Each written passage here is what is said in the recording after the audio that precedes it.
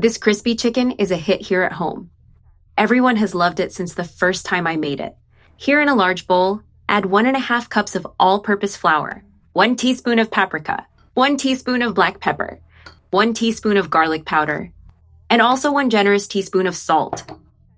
To enhance the flavor, first I mix all these seasonings very well with the flour to make our chicken really flavorful and completely coated in taste. That way it will be perfectly seasoned and the breading will have a special flavor. I always like to make this mix in the flour because it helps the seasoning stick well to the chicken. In another bowl, I add 1/2 cup of panko. I crumble some Doritos slightly with my hands so that they end up in small pieces. I season these Doritos with salt, black pepper, and the same seasonings I used in the all-purpose flour to keep the same flavor profile. The difference here is that I added 1 teaspoon of chimichurri and also a bit of chopped cilantro that gives a fresh touch. Now I just mix everything very well. This combination will give the chicken a unique flavor, plus an extra crispy texture. That coating will be nice and dry, golden, and delicious. If you don't have Doritos or Panko, you can use plain breadcrumbs with no problem.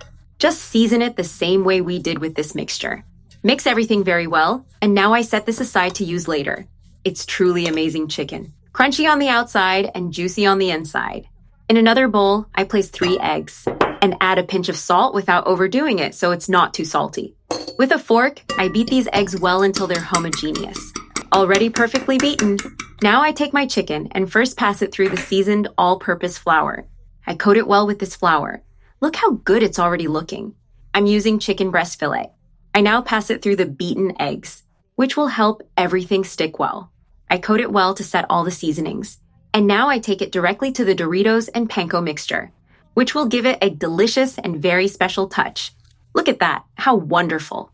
I press it well with my hands so that the seasonings and breading adhere perfectly to the chicken. See how this fillet looks? That's how the chicken should be, well covered with a generous coating. I bread several pieces the same way, and here they are already perfectly breaded. Now I take them straight to the skillet with already hot oil. Not too hot so as not to burn the panko or Doritos on the outside before it cooks inside.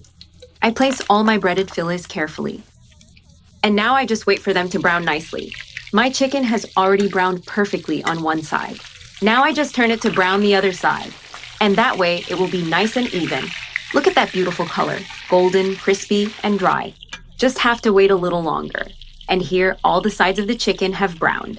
Now I carefully remove it from the oil. I place them on a plate with paper towels to remove the excess oil. And now I cut the chicken to show you how it turned out. Look at this. The crispiness of this chicken is impressive.